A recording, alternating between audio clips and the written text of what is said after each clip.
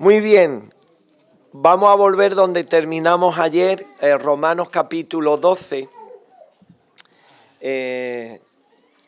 y vamos a ver hasta dónde podemos llegar, un poco con las ideas que teníamos.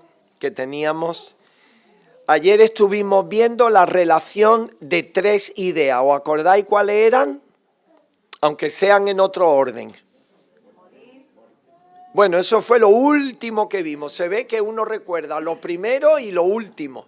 Lo último era que para poder poner en práctica un poco todo eso que habíamos visto, primero había que morir, después había que transformarnos, cambiar, y en tercer lugar teníamos que aplicar el Evangelio a cada día de nuestra vida. Muy bien, eso es lo último. Y lo primero, tres conceptos que estaban muy relacionados. Ahí está, menos mal que está aquí Rafael. La Trinidad estaba muy vinculada ¿con qué? Con los dones, y los dones. Al hablar de los dones habla de la Trinidad, pero también habla de qué otro aspecto, que es el que nos une aquí. La unidad de la Iglesia. Esas tres ideas están muy vinculadas, por lo menos en esos pasajes tan importantes de Pablo. Y hoy vamos a seguir un poco en esa dinámica de cómo promover la unidad en medio de su iglesia, cómo poder ser uno. Y aquí vamos hoy a un aspecto para mí muy importante y muy práctico, por lo menos que lo ha sido para mí en estos últimos años. Dan, ahí justo donde está a tu derecha hay una botella que pone Dani B. Eso es. Algo que ha sido muy práctico, por lo menos en mi caso, creo que en el caso de mi familia, gracias también. El tema del uso de la mente en la vida cristiana, muy importante. Volvemos a Romanos 12, vamos a seguir donde ayer lo dejamos, versículo 6. De manera que teniendo diferentes dones, según la gracia que nos es dada, si el de profecía úsese conforme a la medida de la fe, o si de servicio en servir, el que enseña en la enseñanza, el que exhorta en la exhortación, el que reparte con liberalidad, el que preside con solicitud, el que hace misericordia con alegría. El amor sea sin fingimiento, aborreced lo malo, seguid lo bueno. Amaos los unos a los otros con amor fraternal, en cuanto a honra, prefiriéndoos los unos a los otros. Pablo de alguna manera está explicando lo que al comienzo del capítulo ha dicho de una vez, ¡paf!, ¿no? Nosotros, siendo muchos, versículo 5, somos un cuerpo y todos miembros los unos de los otros. Y ahora me da la impresión que dice Pablo, bueno, por si no habéis enterado, os lo voy a ir pormenorizando un poco más esto, de cómo se puede ser miembro uno de los otros. Amaos los unos a los otros con amor fraternal, en cuanto a honra, prefiriéndoos los unos a los otros. En lo que requiere diligencia, no perezosos, fervientes en espíritu, sirviendo al Señor, gozosos en la esperanza, sufridos en la tribulación, constantes en la oración, compartiendo para las necesidades de los santos, practicando la hospitalidad. Bendecid a los que os persiguen, bendecid y no maldigáis. Gozaos con los que se gozan, llorad con los que lloran. Unánimes, un alma entre vosotros, no altivos, sino asociándoos con los humildes. No seáis sabios en vuestra propia opinión, no paguéis a nadie mal por mal. Procurad lo bueno delante de todos los hombres. Si es posible, en cuanto dependa de vosotros, estad en paz con todos los hombres. No os venguéis vosotros mismos, amados míos, sino dejad lugar a la ira de Dios, porque escrito está, mía es la venganza, yo pagaré, dice el Señor. Así que, si tu enemigo tuviere hambre, dale de comer. Si tuviere sed, dale de beber. Pues haciendo esto, ascuas de fuego amontonas sobre su cabeza. Y aquí ya es la perla de la corona. No seas vencido de lo malo, sino vence con el bien el mal. No seas vencido de lo malo, sino vence con el bien, vence el mal.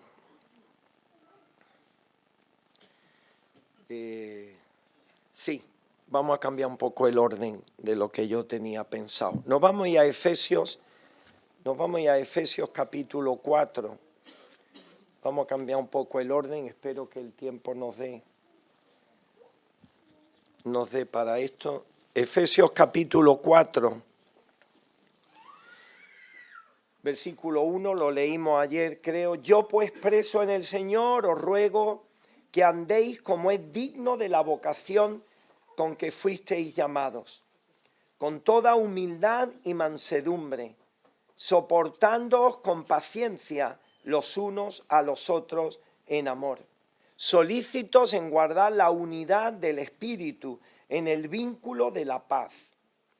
Un cuerpo y un espíritu, como fuisteis también llamados, en una misma esperanza de vuestra vocación, un Señor, una fe, un bautismo.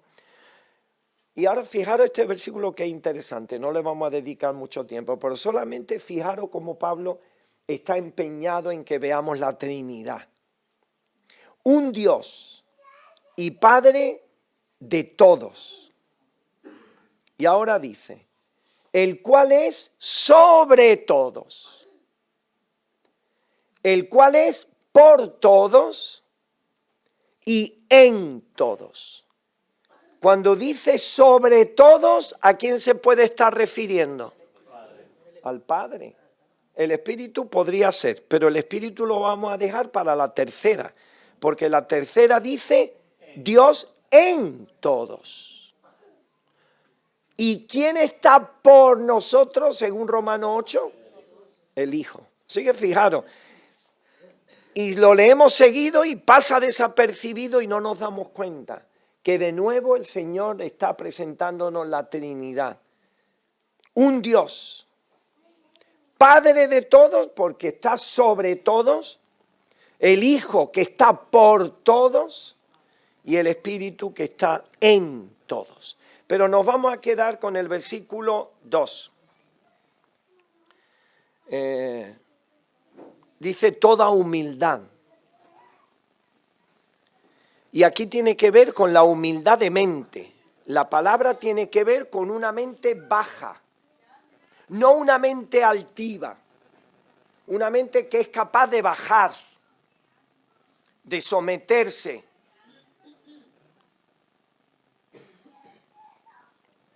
Si nosotros realmente nos conociéramos, y en el fondo nos conocemos, pero si exteriorizáramos de verdad, con sinceridad, el conocimiento que tenemos cada uno de nosotros mismos, eso nos tendría que llevar de una forma sincera, de una forma realista, a reconocer nuestra pequeñez y nuestra indignidad. Y sobre todo cuando uno tiene delante el pan y el vino. Así que la humildad es la capacidad para vernos realmente como nosotros somos, no como nos creemos que somos, o no como nos gustaría ser, sino como realmente somos. Y eso es nuestro peor enemigo. Nosotros somos nuestros peores enemigos, porque no queremos reconocernos que tenemos indignidad, pequeñez, no queremos someternos y tener una mente baja. Y esto no tiene nada que ver con la dignidad que el Señor nos da, ¿eh? Ahora, para poder tener humildad, para poder ser humildes, tenemos que tener una mente fuerte. Tenemos que ser maduros, tener una personalidad muy centrada, muy equilibrada, muy madura, muy sobria. Y la sobriedad tiene que ver con el poder de una mente alimentada por la palabra del Señor, capaz de ser moderada. Y solamente este tipo de persona va a poder vivir sin el reconocimiento de los demás y va a poder servir sin el reconocimiento y sin el aplauso de los demás. Y esto, dice Pablo, es una de las cosas que fomenta la unidad. Las personas débiles, las personas inseguras, las personas inmaduras son las que necesitan colocarse por encima de otros. Usar una mente altiva. Y así, claro que se mantiene unida una iglesia. A base de palo y a base de manipulación. Y a base de obligar a la gente a que reconozca tu valía.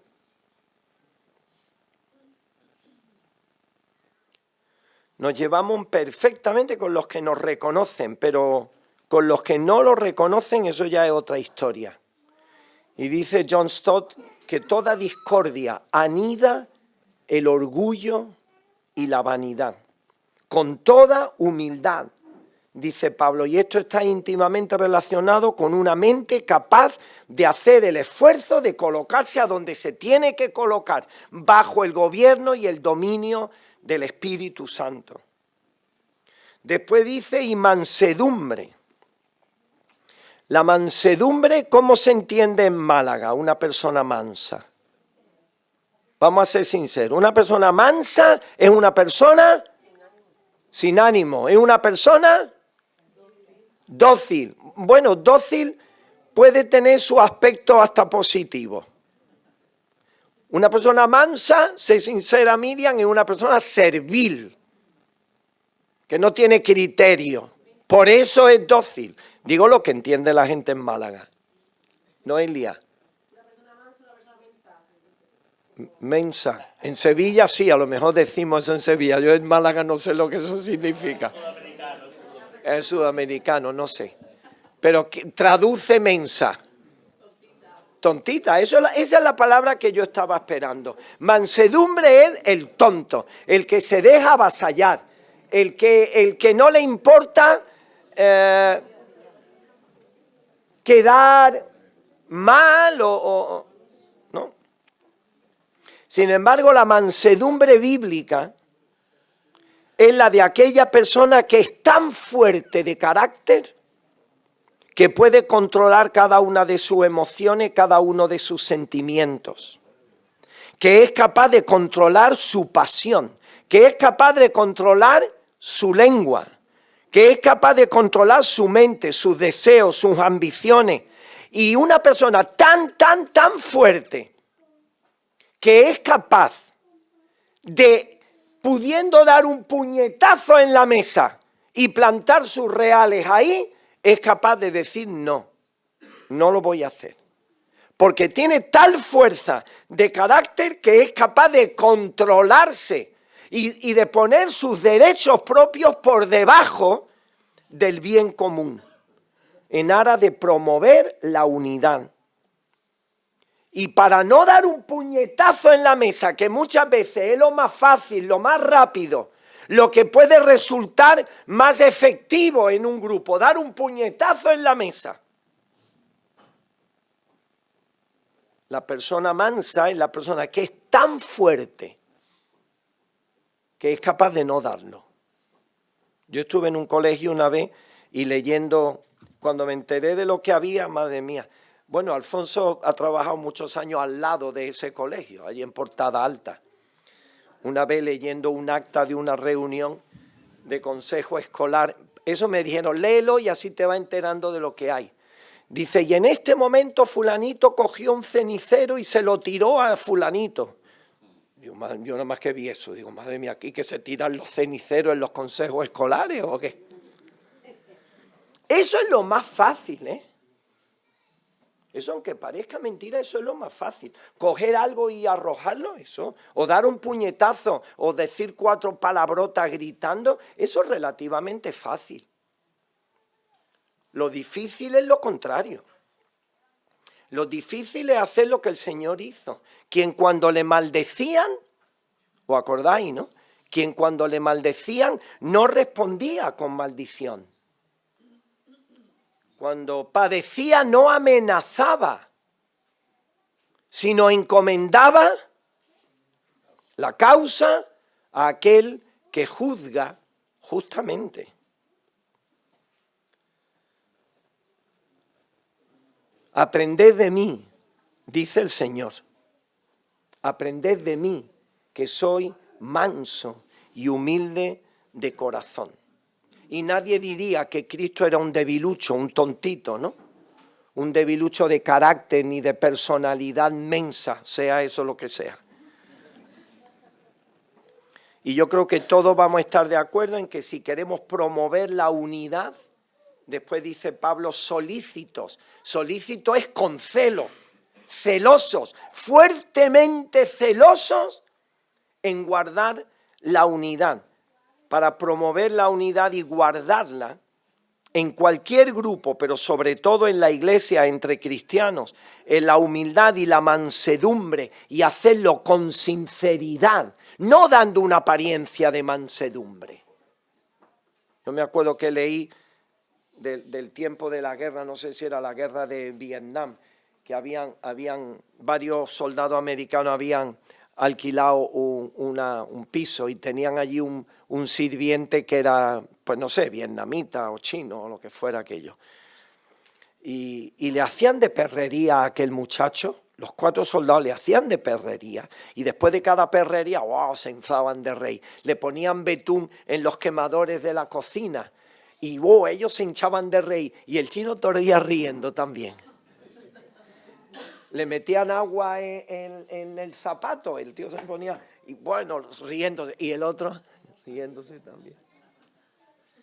Y un día los soldados dijeron, mira, no podemos seguir así, porque este muchacho es una pena como lo tenemos, aunque él se ría, pero lo tenemos hecho una pena, ¿no?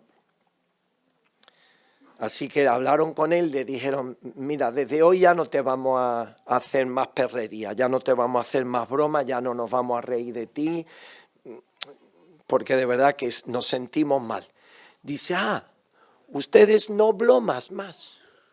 No, ya no te vamos a hacer bromas ninguna. Dice, vale, pues yo dejar de escupir en la sopa todas las noches.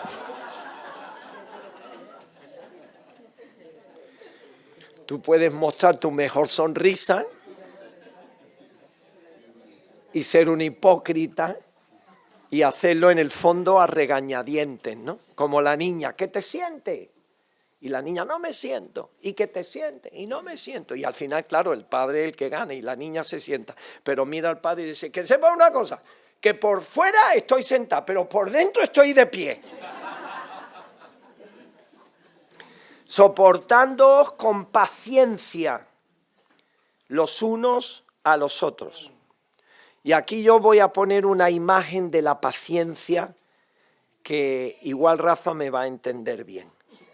La paciencia tiene que ver con la anchura de ánimo, con un ánimo tan largo, macrotimia en griego, macro, sentimiento grande. Una persona capaz de tener un corazón tan grande que le puede entrar todo tipo de historia y él mantenerse sobrio. ¿Habéis visto los perrillos estos chiquitillos? Cuanto más chiquitillos, más mala leche, más mala idea tienen, ¿no? Y están al lado de un perraco así, y está el perraco, y el perraco que no, ni se inmuta. Claro, si se inmutara con que le roce, se lo ha cargado. La mansedumbre, tú grita, que yo todo esto me entra, pero me entra en un corazón perdonador, en un corazón grande de ánimo. Tengo más ánimo que todo eso para aguantar. Esa es la paciencia. Y la imagen es la de una tarde en Cazorla, cuando nosotros vivíamos allí. Yo de vez en cuando, bueno, toda la semana subíamos alguna vez a cuidar los árboles, a arar un poco, a quitar la hierba, eso que habéis disfrutado vosotros, para mí nada más que era trabajo. Y una tarde estamos ahí pegándole a la azada y empiezo a escuchar una jauría de perros, 3 o 4 perros, pero ladrando a tope en el trozo del río, ¿no? Digo, esto ya no es normal. Uno vale, pero ese griterío de perros, y cuando bajo al río, cuando me asomo al río, hay 4 o 5 perros, eran chiquitillos, pero gritaban mucho, alrededor de un ciervo con una cornamenta de 4, 5, 6 o 7 puntas. Yo no me acuerdo aquello, pero aquello un pedazo de bicho como yo nunca he visto. Estaba el ciervo en medio del río, no había mucha agua, y todos los perros, y yo decía, hay que ver, qué imagen de la mansedumbre. Porque si el ciervo quisiera, con un solo movimiento de cabeza, hacía pinchitos de perro. Y ahí estaba el animal, quieto, aguantando el griterío, y los perros, y él tranquilo. Y yo digo, qué imagen de lo que es la mansedumbre, de lo que es la largura de ánimo, el ánimo grande. La actitud de aquel que tiene un corazón tan grande, capaz de aguantar lo que le echen, sin venganza, sin despecho, sin desquites. Y esto no es actitud de gente débil, esto es actitud de gente fuerte que es capaz de tener la fortaleza controlada por el Espíritu Santo. Solícitos en guardar la unidad del Espíritu. Y seguramente habrán otros argumentos para pensar que esta unidad es del Espíritu. Yo os propongo una idea sencilla. Esta unidad es del Espíritu porque sin el fruto del Espíritu esto es imposible. Por eso yo creo que en parte dice lo de la unidad del Espíritu. Y cuando estas características que señalan no a una persona con muchos dones, con muchas habilidades, con muchas herramientas, como decíamos ayer, sino con un carácter maduro, una personalidad equilibrada, cuando esto se da en abundancia, ocurre lo que ocurre con una espiga de trigo, que esto lo habréis oído muchas veces, pero sigue siendo un ejemplo precioso. Cuando tú tienes una espiga de trigo llena de fruto, esa espiga tenderá ¿a qué? A bajar. Cuando tú tienes un campo parcelado en muchas parcelas y todos plantan trigo, pues ponen vallas para que cada uno sepa bien cuál es su límite, ¿verdad? Pero cuando esas espigas crecen y se agachan por el peso del trigo, las diferencias, los límites, las vallas desaparecen. Ya no puede decir, no, esto es lo mío, aquello es lo tuyo, no. Ya es uno, es un campo. ¿Sabéis cómo se distingue un carro que va vacío y uno que va lleno, no? Lo sabéis, ¿no? El carro vacío hace muchísimo ruido. El carro lleno no tanto. Pero el vacío hace muchísimo ruido. ¿Por qué? Precisamente porque va vacío. Precisamente porque va vacío. Ahora, estas cualidades están ahí y las tenemos que desarrollar. Y muchas de ellas tienen que ver con la mente, no con las emociones. Allí. Vale. Os voy a leer algo que dice un autor que me pareció muy interesante. Dice, todos los pasajes, atended esto, todos los pasajes que hablan de la unidad mencionan la mente. Esto es una confirmación adicional de que la verdad de la manifestación de nuestra unidad espiritual orgánica, la demostración del Espíritu de Dios que habita en nuestra vida, comienza con la mente. La fe cristiana es una fe cognitiva.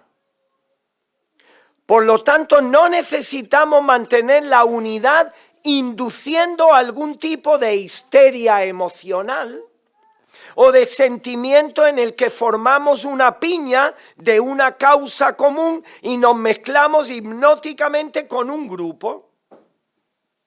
Dios quiere que expresemos racionalmente nuestra unidad, centrados en un entendimiento común de su verdad revelada. O sea, que no estamos poniendo el énfasis en las emociones. No es que estamos juntos porque nos amamos simplemente y porque nos amamos superficialmente o porque tenemos gustos e intereses comunes, que ya estaría bien, o porque nos llevamos bien, o porque tenemos buen rollito entre nosotros. La unidad no se basa primeramente en eso. Yo no digo que después no hayan sentimientos y no hayan emociones, pero no es lo prioritario, no es lo que tiene que primar. Lo que prima es la mente capaz de captar la verdad revelada. Mirad algunos versículos en los que no vamos a poder entrar mucho, pero que os lo dejo ahí. Filipenses, por no irnos ahora a otros más lugares donde también podríamos ver esto. Pero mirad Filipenses capítulo 2. Dice, por tanto, si hay alguna consolación en Cristo. Bueno, sabéis que este sí, lo más probable es que haya que traducirlo como ya que. Es una condicional de cuarto tipo. Ya que hay alguna consolación en Cristo, ya que hay algún consuelo de amor, ya que hay comunión del Espíritu, ya que hay afecto entrañable, ya que hay misericordia, completad mi gozo. Esto tiene sentido. Completad mi gozo. Y ahora dice, sintiendo lo mismo, teniendo el mismo amor, unánime, sintiendo una misma cosa. En la carta de los Filipenses, cuando dice ahí, cuando emplea la idea de sentir, no está hablando de sentimiento. Está hablando, la palabra que se usa tiene que ver con mente, con capacidad mental, con la actitud mental. Y aquí la idea es actitud mental y propósito.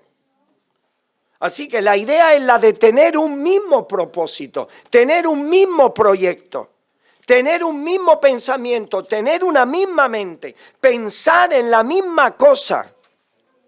Así que fijaros, Pablo no está poniendo el énfasis en las emociones, lo está poniendo en nuestra capacidad mental.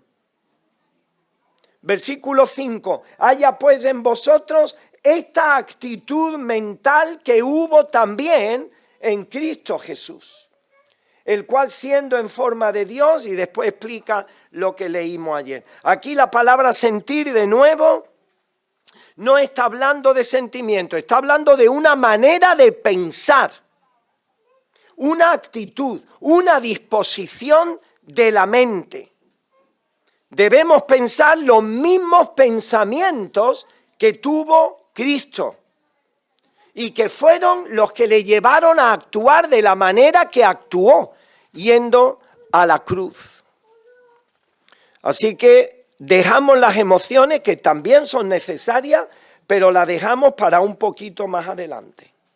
Capítulo 3, versículo 15. Así que todos los que somos perfectos, esto mismo sintamos, y si otra cosa sentís, esto también os lo revelará Dios. Pero en aquello a que hemos llegado, sigamos una misma regla. Sintamos una misma cosa. Y aquí en el contexto Pablo está hablando de la importancia que tiene la mente para llegar a una meta. Leéis después el contexto y lo vais a ver. Pablo está dejando atrás cosas.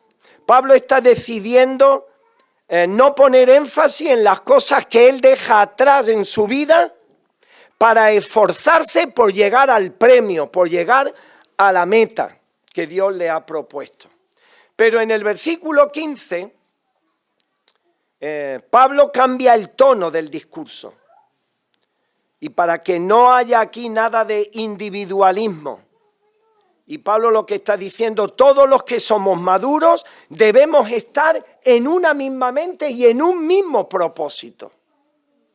Y si en algo pensamos de otra manera, y si en algo pensamos distintos, el Señor nos ayudará a progresar en la vida cristiana para que podamos llegar a ser de un mismo parecer.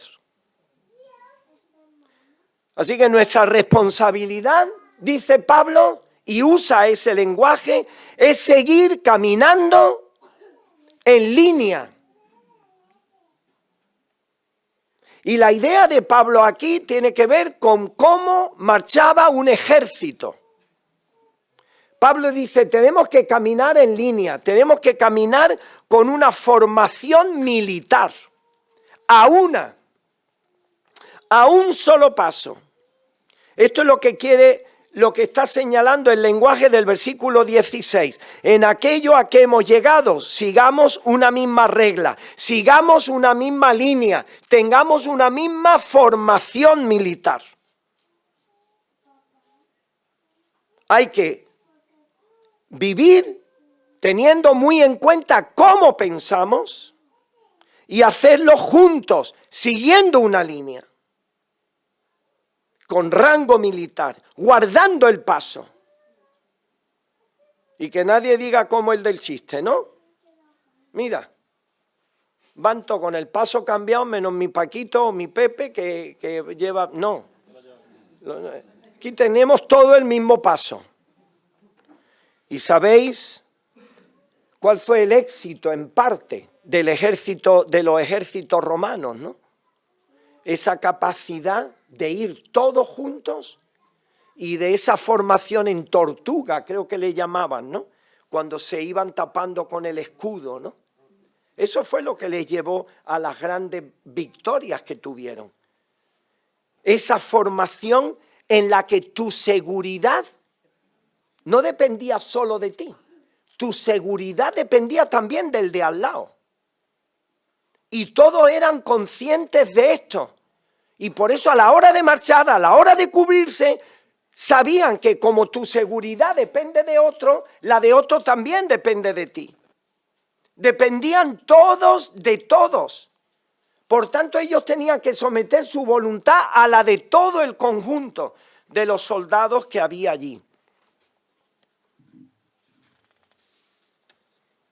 Y está diciendo Pablo, pues a esto tenemos que llegar nosotros también. Y para esto o tenemos una determinación mental o no vamos a llegar, porque esto no puede depender de las emociones, esto no puede depender de los sentimientos.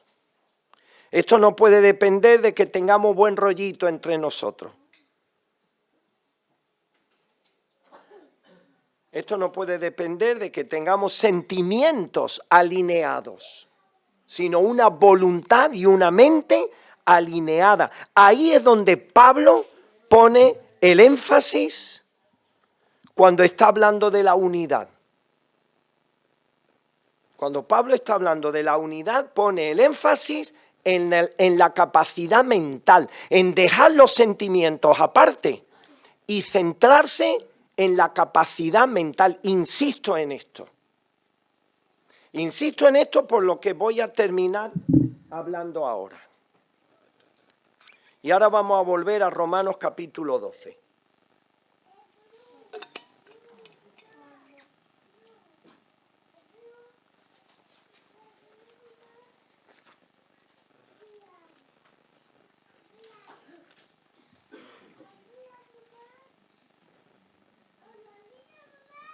Y nos vamos a ir al último versículo, para no dar muchas vueltas.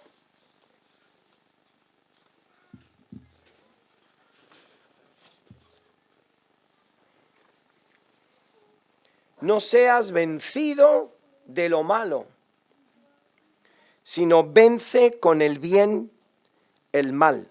esto sería imposible conseguir si no fuera porque nosotros alineamos nuestra voluntad y alineamos nuestra mente, nuestra actitud mental con la palabra de Dios y con la voluntad de Dios.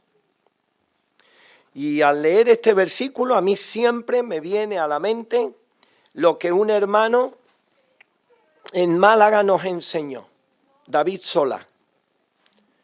Y no tengo más remedio que terminar pensando en esto por la bendición que a mí me trajo a nivel práctico. Él lo llamaba la trampa de la atribución externa, que algunos ya sabréis de qué va, ¿no? Pero nosotros no lo sabíamos. Y por no saberlo, nos dimos muchísimos trompazos, hicimos mucho daño y recibimos mucho daño también. Así que permitidme que aunque yo no sea especialista de esto, pero os comparta lo que he aprendido. Y como a mí me vino muy bien practicarlo, no lo practico todavía al 100%, pero en lo que he podido hacerlo no me ha ido mal. Aplicar esta idea a la vida nos permite que la unidad sea salvaguardada, protegida y potenciada por el Evangelio, porque al final lo que vamos a hacer es aplicar el Evangelio a nuestras relaciones. Y Pablo decía antes, ¿no? Solícitos en guardar la unidad en el vínculo de la fe. Ahí la idea de guardar es esto, es proteger, salvaguardar, defender. Pues la teoría de la atribución es un método que se puede usar para evaluar cómo la gente percibe el comportamiento propio, pero también el comportamiento de los que nos rodean. Y está referida, por tanto, a cómo la gente, ¿y quién es la gente? La gente eres tú, la gente soy yo, ¿no? Cómo nosotros generamos explicaciones de las cosas que nos ocurren. ¿Cómo las explicamos? ¿No? Y los psicólogos, yo no voy a hablar mucho porque aquí por lo menos hay dos, y además por lo que veo de las buenas, así que mejor no hablo muy fuerte de esto, ¿no? Pero ellos hablan de la atribución externa cuando la causalidad, o sea, cuando lo que causa algo, pues se le asigna un factor o una fuerza exterior a la persona. Bueno, yo le estoy dando mucho bombo a esto a lo mejor lo tenéis todo aprendido de memoria, ¿no? Y le estoy yo dando, esto lo sabéis, ¿no? No, porque si no voy más rápido. Los factores externos son los que se salen de nuestra capacidad de control. Yo no tengo ninguna opción de cambiar nada cuando lo que ocurre tiene que ver con factores que son externos a mí. Y esto quiere decir que el comportamiento está influenciado, está limitado y está aún determinado por fuerzas que están fuera de nuestro control. Nosotros no nos sentimos responsables. Cuando algo ocurre y la atribución es externa, fuerzas fuera de nosotros, nosotros no nos sentimos responsables por nuestro comportamiento. Sin embargo, en la atribución interna es lo contrario. La causalidad se asigna a un factor interno, a una fuerza interior. Esa sí depende ya de mí. Porque caen dentro de mi capacidad de controlar. Yo puedo elegir mi comportamiento. Yo puedo elegir mi forma de reaccionar frente a algo que me ocurra. Mi comportamiento no está influenciado, o está limitado, o condicionado, o determinado por fuerzas que están fuera de mi control. No, están dentro de mí, yo las puedo controlar. Por tanto, la persona es responsable de cómo reacciona. ¿Voy bien o no? Elizabeth, después me tenéis que poner nota. El que se queda tirado con el coche. Tú tienes un coche y te quedas tirado. El coche es de la empresa. La empresa te lo cede para que tú uses ese coche. Y ahora llega la grúa y ahora le tienes que explicar a tu jefe, ¿no? Pues tú le puedes decir al jefe, no, mira, es que el coche que me diste era una lata. Tú puedes decirle, no, es que el jefe me tiene manía y por eso ahora me va a echar la bronca por lo del coche. O puede ser realista y sincero y decir, madre mía, si yo a este coche no le he cambiado el aceite nunca. Yo no he hecho las revisiones. Yo he usado el coche, lo he usado y me ha importado un pepino que el coche tenía un mantenimiento. ¿Cuál sería ahí la atribución externa? Fácil, ¿no? Me han vendido un coche que es un timo, o me han dejado el coche que es una patata, o lo que sea. Y la atribución interna, no. Es que yo no he hecho el mantenimiento. Yo soy responsable de lo que me ha pasado. Yo eso lo he visto muy claro en la escuela. Cuando mi niño aprueba, qué listo es mi niño, ¿eh? Qué listo es mi niño. ¿Cuánto he trabajado en la casa todas las tardes explicándole al niño la lección y ahora mi niño ha aprobado? Pero si el niño suspende, el profesor le tiene manía, el profesor es muy malo, el profesor no sabe explicar, es un desastre. ¿Veis? Atribución externa, atribución interna. Ahora, de aquí tenemos ya que venirnos a nuestro campo, ¿no? Y habrá que ver algo mucho más cercano a nosotros y algo que se pueda aplicar automáticamente, directamente a la unidad de la iglesia. Yo estoy en la iglesia y un hermano hace algo que a mí me fastidia, que a mí me enfada, que a mí me duele. Y por tanto yo reacciono ante esa situación. Y reacciono de una forma enojada, de manera que se vea que estoy enfadado. Aunque sea para mí adentro, pero reacciono mal, reacciono con enojo, con resentimiento.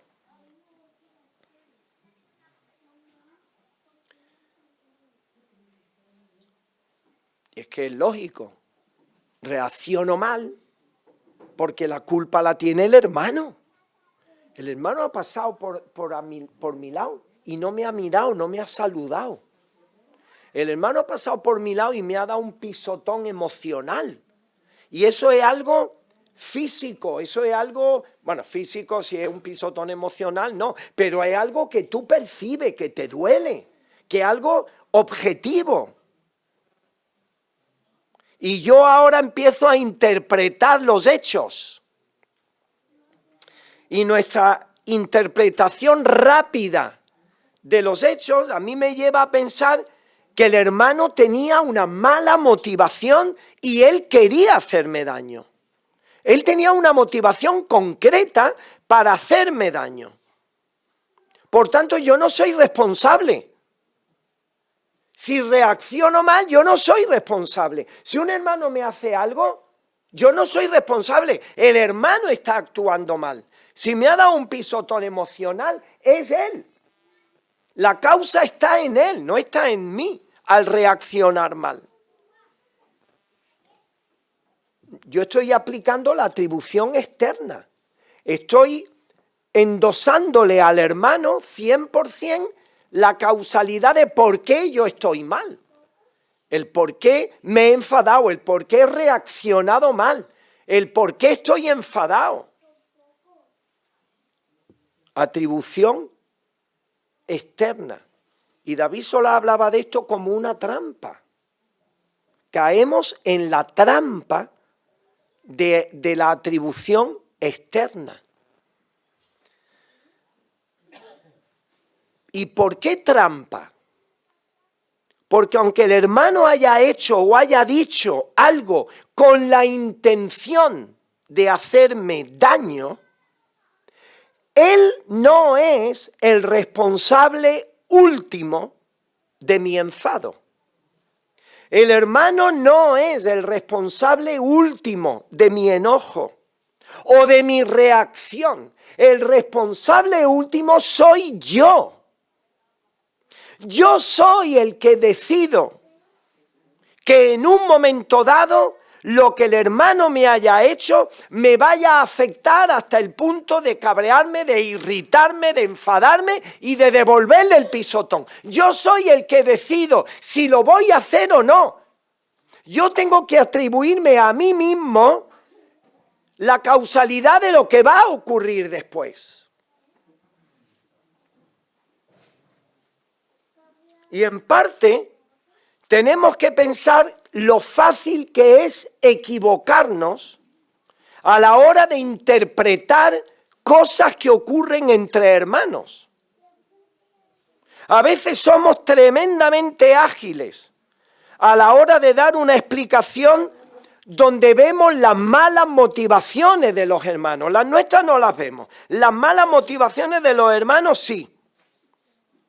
Y ahora, para nosotros somos extremadamente indulgentes. Para nosotros siempre tenemos una razón para esquivar la responsabilidad. El hermano no la tiene. El hermano no tiene ese beneficio de la duda.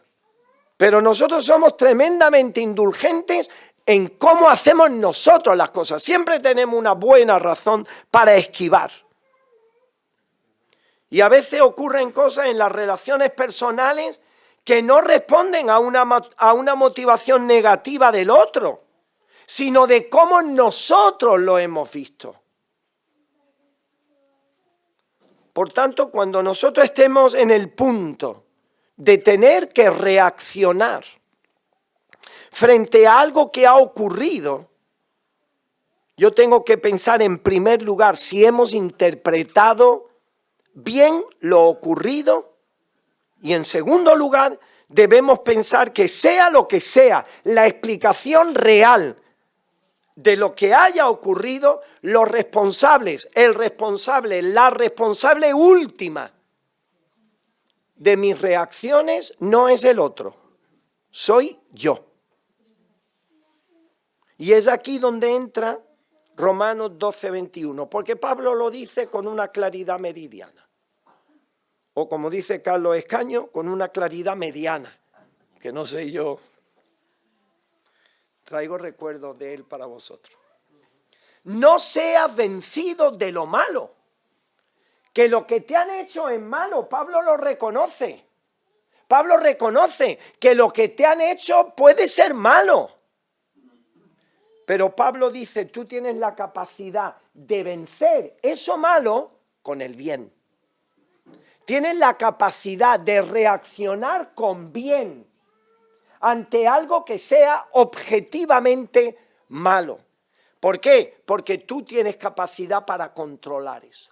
Ahora, eso es lo que yo decía antes. Como no haya una actitud mental de aplicar el evangelio a nuestra vida, eso va a ser imposible. Si no hay la capacidad mental de seguir el ejemplo de Jesús, que cuando le maldecían, respondía con bendición. Que cuando le estaban asesinando, él estaba perdonando. Y eso sí que eran hechos objetivamente malos, horribles.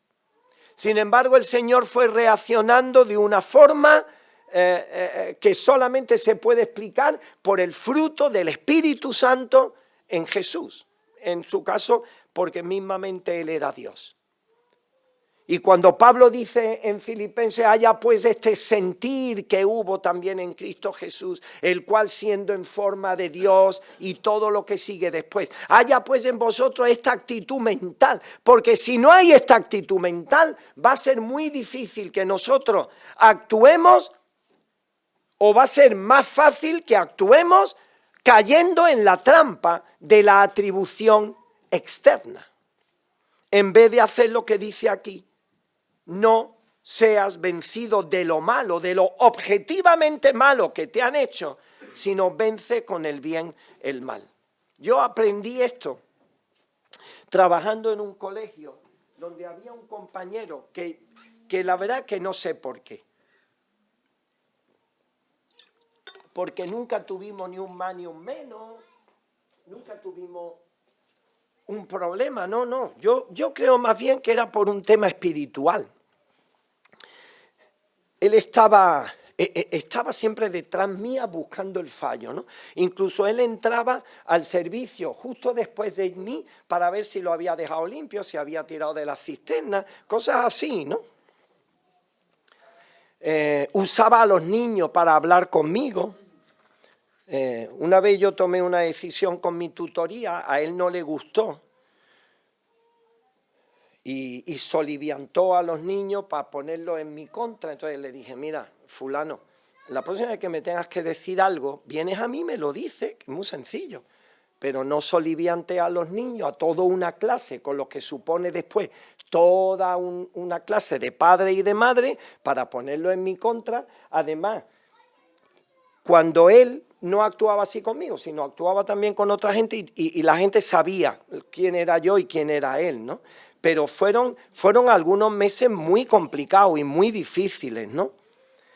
Entonces lo más fácil era pensar que ese hombre actuaba porque tenía algo contra mí y por tanto mi reacción durante muchos meses fue reaccionar, si no reaccionar mal, tener una actitud interna mala. Eso sí, yo ya llegó un momento en que, sobre todo ya cuando empecé con la escuela de padres, y él se empeñó en que no se hiciera, ¿no? Y se puso peor cuando vio que mucha gente sí respondió bien al hecho de hacer una escuela de padres en la escuela que dirigía yo, ¿no?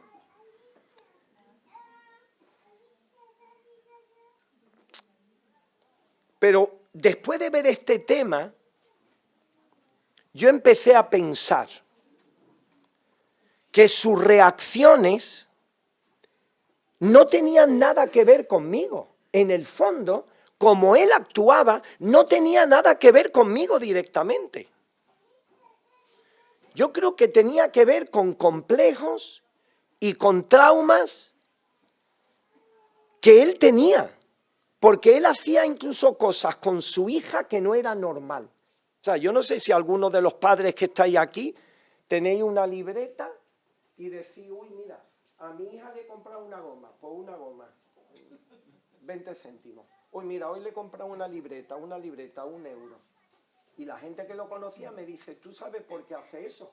Porque él ha dicho que cuando empiecen a trabajar le va a pedir todo lo que gastó, todo lo que invirtió. Y ahí yo ya dije, no, digo, no, aquí ya hay algo gordo. Y entonces, ¿cuál fue mi cambio? ¿Cuál fue mi cambio? El decir, este hombre yo no me puedo enfadar con él. Este hombre es digno de compasión. Este hombre es digno de pena. Este hombre es digno de lástima. Y automáticamente cambié la atribución externa por la atribución interna. Y digo, no. Aquí soy yo el que tengo que cambiar de actitud. Él que siga haciendo lo que quiera. Que siga fastidiando lo que quiera. Pero yo no. Yo no puedo ahora pensar que mi enojo, la culpa es del no. Si a partir de ahora, sabiendo los traumas, sabiendo los complejos que tiene, sabiendo lo que hace con su propia hija, si yo soy capaz de reaccionar mal, aquí el responsable soy yo. Y digo, no, aquí tengo que cambiar, ¿no? Si yo hubiera seguido enfadándome con él, el problema está claro que ya no era de él, era mío. Porque yo soy capaz de cambiar y de vencer el mal con el bien. Nadie es más dueño ni más responsable que yo de cómo interpreto las cosas que me ocurren en relación con los demás y cómo reacciono frente a ellas. Y Pablo lo dice en otro versículo, no podemos usarlos todos, ¿no? Pero Pablo, ¿qué dice? Por lo demás, hermanos, todo lo verdadero, todo lo honesto, todo lo justo, todo lo puro, todo lo amable, todo lo que es de buen nombre, si hay virtud alguna, si hay algo digno de alabanza, en esto emocionaros. No dice emocionaros, dice en esto pensad, porque es el pensamiento el que tiene que regir mi vida, el que tiene que regir mis reacciones. El pensamiento es el que manda, el pensamiento alimentado por la palabra de Dios, no las emociones, no el tener buen rollito con nadie. Yo puede que no tenga buen rollito con alguien de mi iglesia y estoy pensando en personas concretas. En la vida voy a tener un buen rollito con algunas personas de mi iglesia. Es imposible, porque lo hemos intentado por activa y por pasiva, pero ya está. Nos vamos a tratar con respeto, nos vamos a tratar con educación, con cariño, hasta que el Señor ponga en ella y en mí un quebranto especial que nos permita acercarnos también con la emoción, porque no solamente el pensamiento, es también la emoción, pero lo primero, la prioridad no es la emoción. La importancia para salvaguardar la unidad en ser solícitos en usar nuestra capacidad mental. Así que terminamos. ¿Bailamos? ¿Queremos bailar?